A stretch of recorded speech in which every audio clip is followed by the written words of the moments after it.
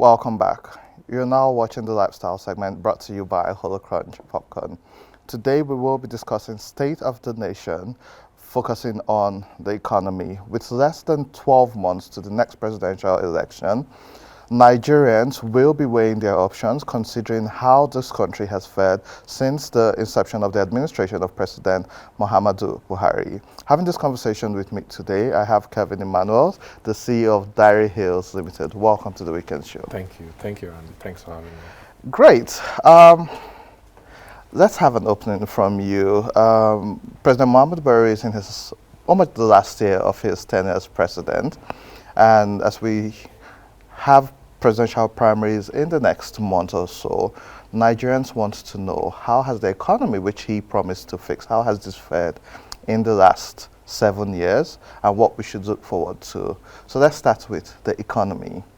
How would you rate the economy of Nigeria under the presidency of President Muhammadu Buhari? If I'm going to be fair, to be honest with you, there has been mild progress, not at the pace Nigerians expect. And one of the most critical areas that has really impacted the lives of Nigerians and has caused a lot of middle class people to run away from the country is the exchange rate, which has contributed to inflation. Naira has dropped more than 400% in the last 7 years.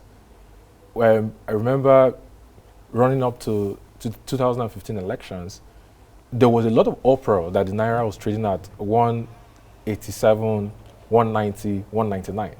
Nigerians were up in arms. Today, the Naira is trading at 580. It's more than 400% drop. It's impacted everything from school fees to businesses to, you can see the impact on the price of diesel, because diesel is deregulated fully and diesel is not subsidized by the Ministry of Petroleum. Diesel prices are going for somewhere between 700 and 750 Naira per litre.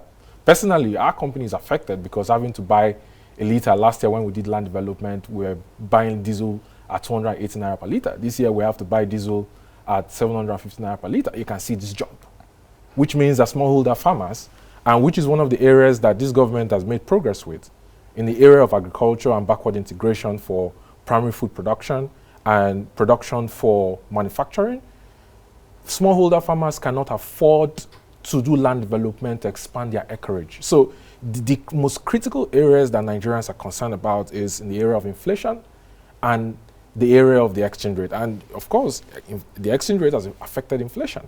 And you know, it's quite interesting because I remember 7 years ago, people I had this conversation with kept talking about, oh, what will happen if the Central Bank of Nigeria decides to adopt a floating exchange rate where it stops subsidizing the US dollar? Oh, they said Naira was going to drop to 600 to 700 to be unbearable. Well, newsflash. Today, the Naira is trading at 580 Naira to a dollar, and the pounds is touching 800 Naira to 1 British pounds. So is it not better for you to let it go and allow the market forces to determine the exchange rate than for you to continue to subsidize the dollar and have like a wide gap between the official and the parallel market rates? And you can see that the central bank banning allocation of FX to BDCs hasn't really impacted the FX markets in Nigeria. Talking about FX, let's go back to when President Muhammadu Buhari came in. For a long while, he refused to devalue the Naira. And also, for some reason, they had bad foreign exchange transactions for a bit, which left a lot of Nigerians confused. Was that a move in the positive direction, or have we suffered for it?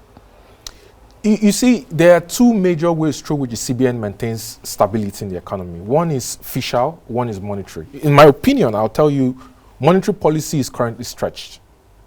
There is practically nothing the CBN can do about monetary policy, outside of the fact that, and this is something I've constantly complained about, there is a law in Bofia Act that says the CBN cannot borrow the federal government more than 5% of its GDP for the last financial year.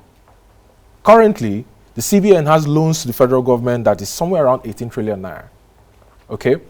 The official structural policies that has to be implemented for you to see the exchange rate, the naira, begin to appreciate. And that you have to now bring into Nigeria's balance of trade, which talks about your current account, the difference between your import and your export ratio.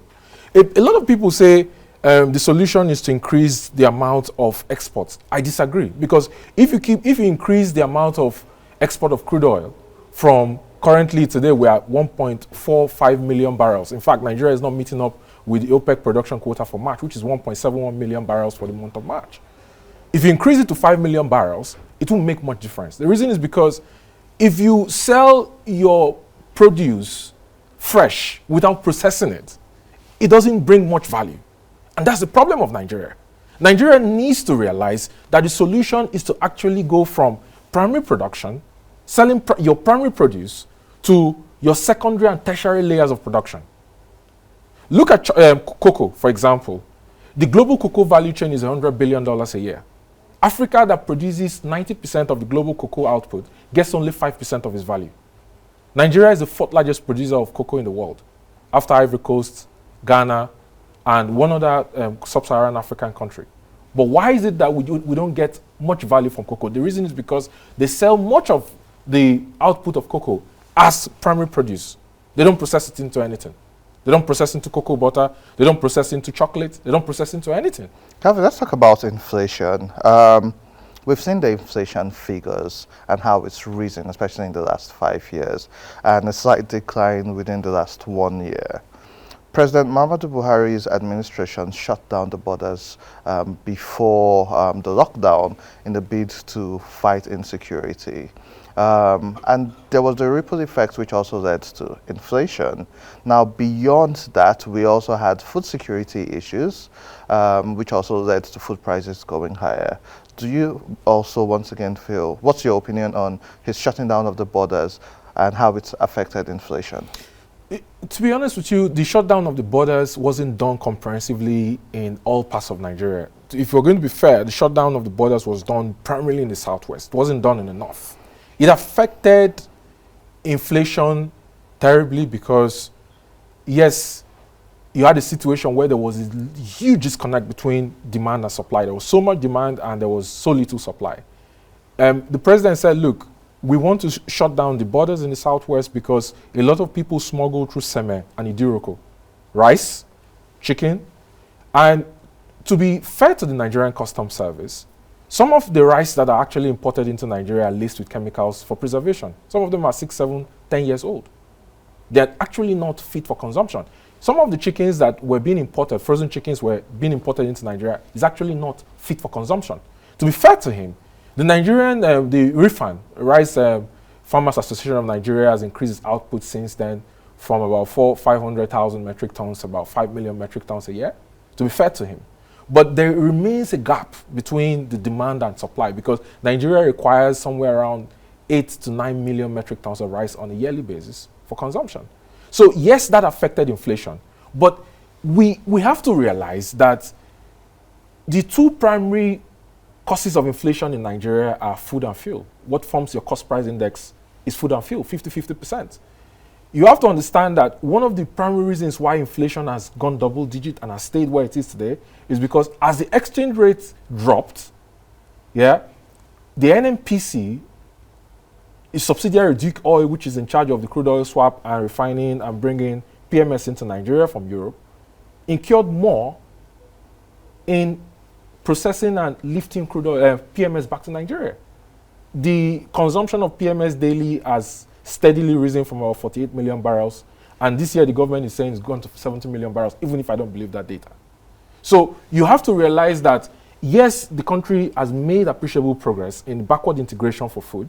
But the primary problem remains that the exchange rate has affected the rate at which people who bring in food and fuel. Let's talk about fuel.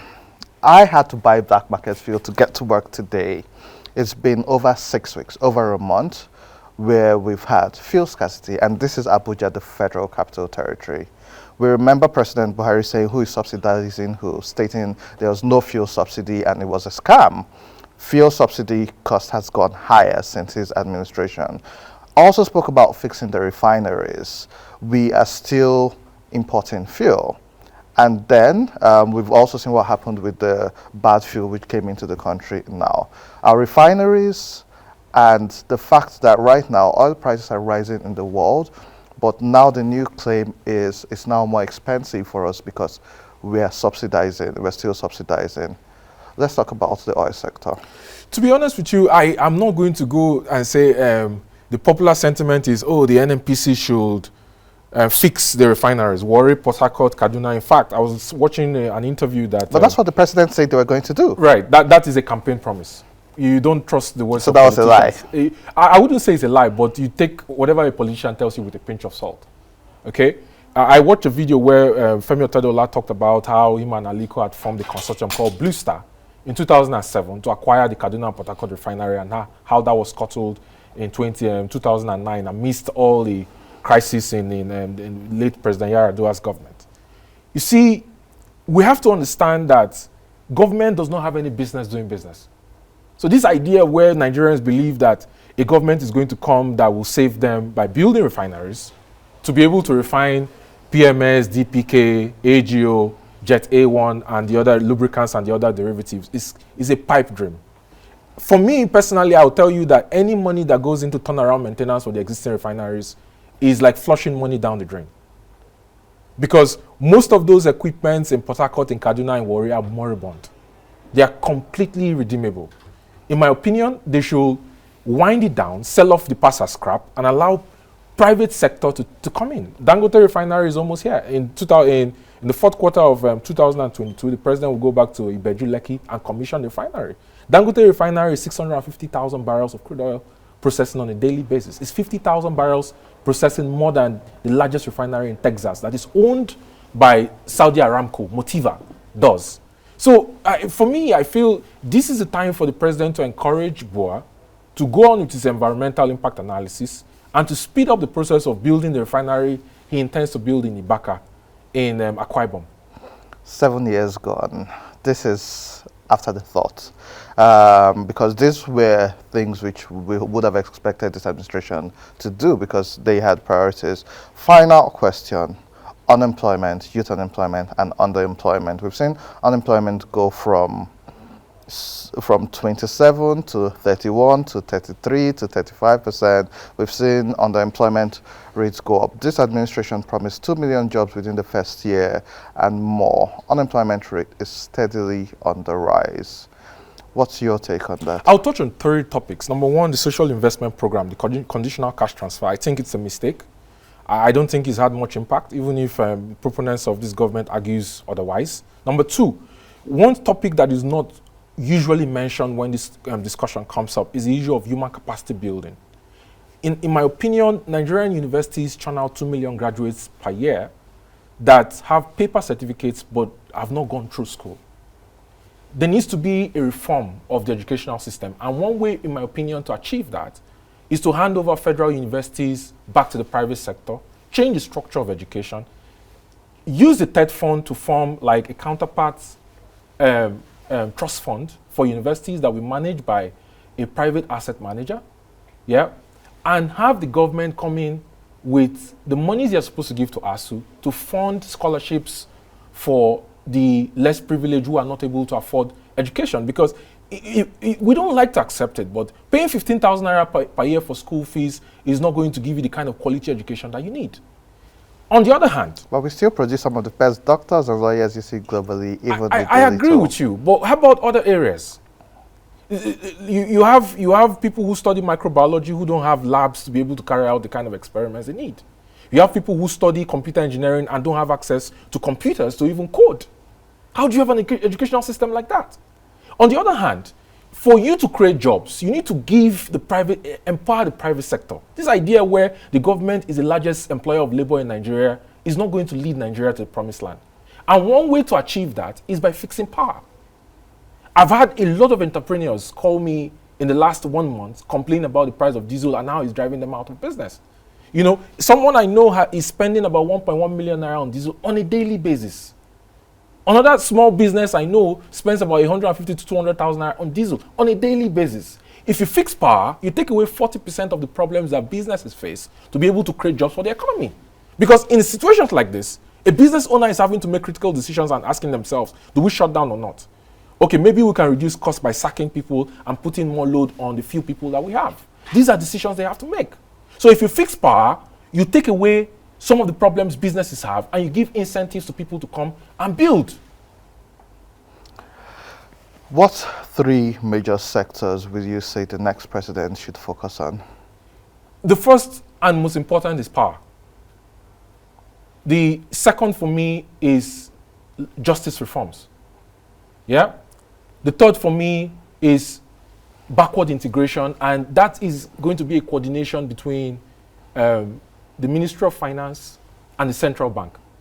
For you to achieve backward integration and do import substitution, I'll give you a quick example. People are complaining that Dangote has built the second largest fertilizer plant in the world, but fertilizer prices are still 17,000 naira per 25 kg bag. Well, newsflash, the reason why it's still high is because he imports some of the raw materials that are used to make fertilizer.